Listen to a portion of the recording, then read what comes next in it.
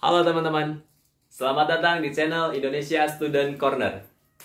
Saya Pian Paujan Padilla, mahasiswa dari jurusan Pendidikan Teknik Bangunan Universitas Negeri Jakarta Angkatan 2021. Nah, di channel kita kali ini, kita akan membahas mengenai tips and trick dalam dunia perkuliahan dan juga materi-materi seputar teknik sipil. Dan langsung saja kita masuk di ruang kelas.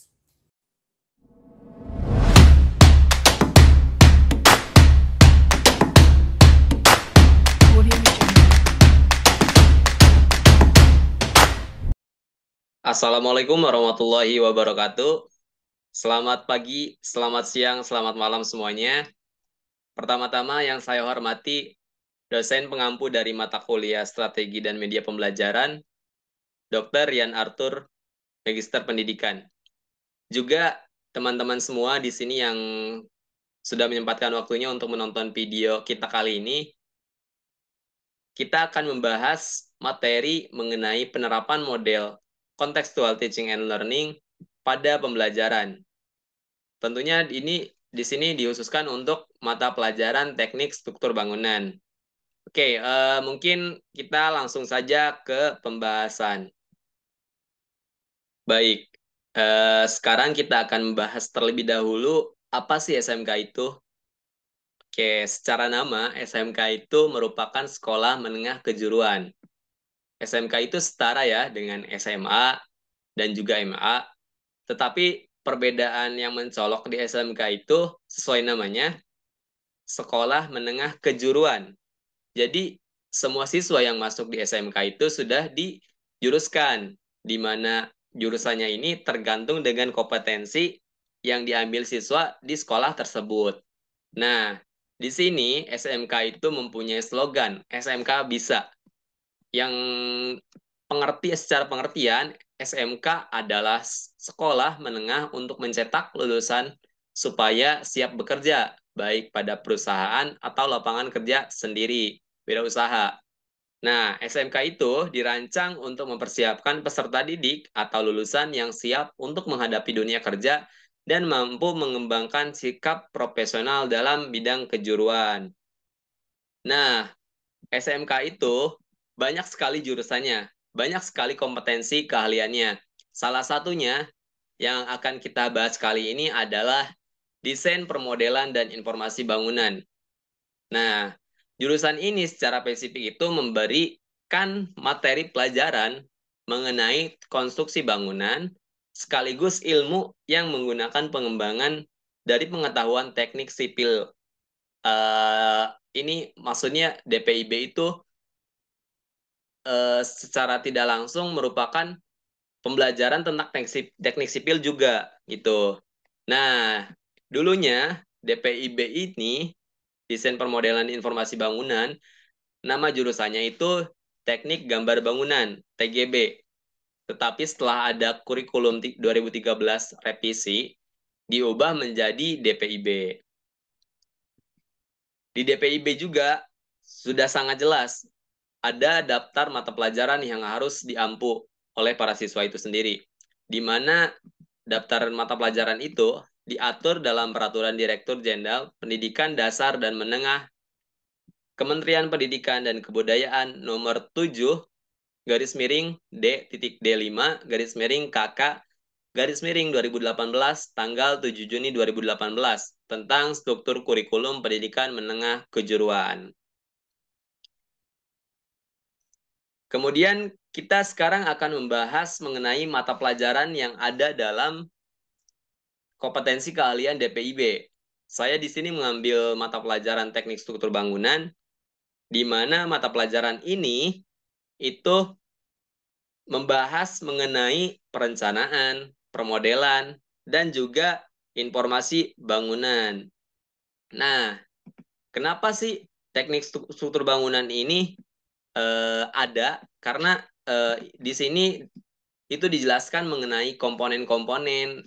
Jadi kita di siswa itu akan tahu mengenai apa saja sih yang ada dalam dunia proyek, dalam dunia bangunan, seperti itu. Nah, di sini topik yang dibahas juga ada banyak. saya simpulkan menjadi 5. Yang pertama, pemahaman tentang konsep dasar desain struktur bangunan. Sudah jelas ya? Maksudnya di sini mungkin termasuk jenis elemen-elemen struktural seperti kolom, balok, dinding, dan lain-lain. Kemudian yang kedua, ada pemahaman tentang teknologi dan peralatan yang digunakan. Misalnya, sekarang teknologinya sudah canggih. Misal untuk desain sudah ada laptop dan tidak manual digambar oleh tangan. Tuh. Kemudian yang ketiga itu pemahaman tentang teknologi informasi dan aplikasi permodelan 3 dimensi, di mana isinya termasuk aplikasi modeling, rendering, seperti SketchUp, Revit, dan juga AutoCAD. Yang keempat, pemahaman tentang prinsip-prinsip dasar simulasi struktur bangunan. Ini lebih ke prakteknya, nanti dalam SMK itu karena emang bukan di akademiknya yang difokusin, tapi bukan teori yang difokusin, tetapi prakteknya. Karena ini vokasional. Tuh. Kemudian yang terakhir itu pemahaman tentang praktik-praktik keselamatan kerja. Ini penting dalam dunia proyek itu. K3 itu sangat penting, kesehatan dan keselamatan kerja. Oke, di sini saya mengambil kompetensi dasar. Satu, menganalisis komponen-komponen struktur bangunan. Tuh. Di sini menurut Nuraini tahun 2020, bahwasanya pada kompetensi dasar ini, siswa diharapkan mampu memahami konsep dasar struktur bangunan, prinsip-prinsip analis struktur, dan perhitungan beban pada struktur bangunan. Selain itu, siswa juga diharapkan mampu memahami jenis-jenis material yang digunakan pada struktur bangunan, serta mampu melakukan analisis kekuatan dan stabilitas struktur bangunan. Sekarang kita eh, terapkan model pembelajaran apa sih yang cocok digunakan dalam KD tadi, dalam KD menganalisis komponen-komponen struktur bangunan di mata pelajaran teknik struktur bangunan.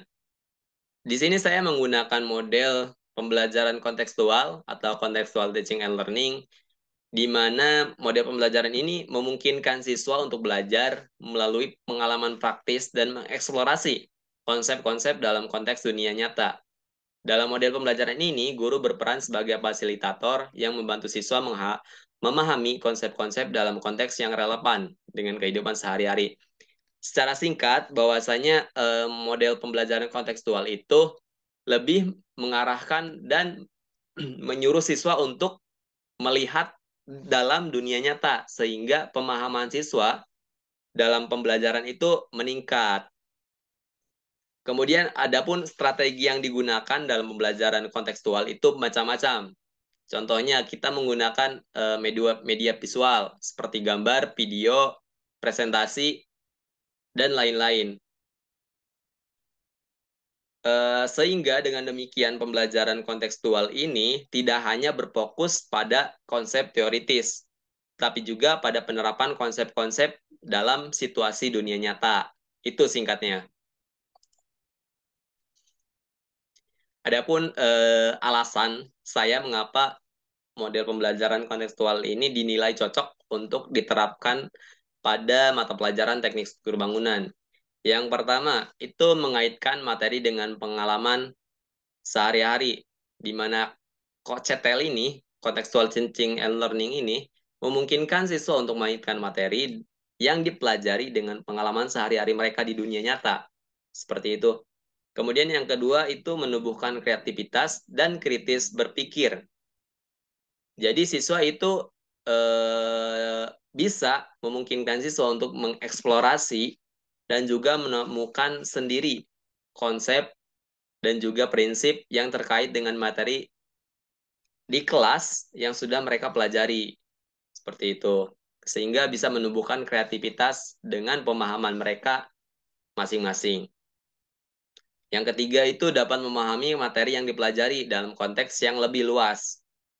Ini menggunakan pendekatan kontekstual sehingga tadi yang sudah dibicarakan bahwasanya siswa dapat mempelajari tidak hanya konsep teoritisnya saja, tetapi dalam dunia nyata, dalam situasi kondisi yang ada di lingkungan sekitar mereka masing-masing, sehingga materi yang dipelajari itu akan lebih luas dan ya pemahaman mereka lebih meningkat. Yang terakhir itu meningkatkan siswa untuk bekerja sama dalam kelompok dan berdiskusi. Karena model pembelajaran kontekstual ini juga didasarkan dalam kelas itu harus adanya kelompok-kelompok kecil supaya memudahkan dalam kegiatan belajar mengajar.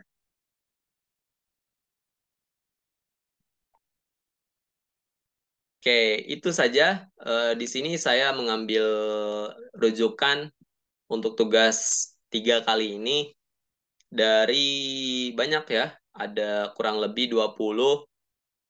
Ini mungkin saya akan sebutkan satu, ini contohnya Anggra ini 2018, judulnya Implementasi Model Pembelajaran Kontekstual untuk Meningkatkan Hasil Belajar Siswa pada Materi Lingkaran. Jurnal Pendidikan Matematika 619, Asmara D. dan Fitriani E. 2021, Implementasi Model Pembelajaran Kontekstual untuk Meningkatkan Keterampilan Berpikir Kritis Siswa pada Mata Pelajaran Teknik Bangunan Gedung, Jurnal Inovasi Pendidikan Teknik Sipil dan Arsitektur 81 halaman 20 sampai 28. Itu presentasi hasil tugas dari saya. Mungkin sekian. Kurang lebihnya mohon dimaafkan. Terima kasih.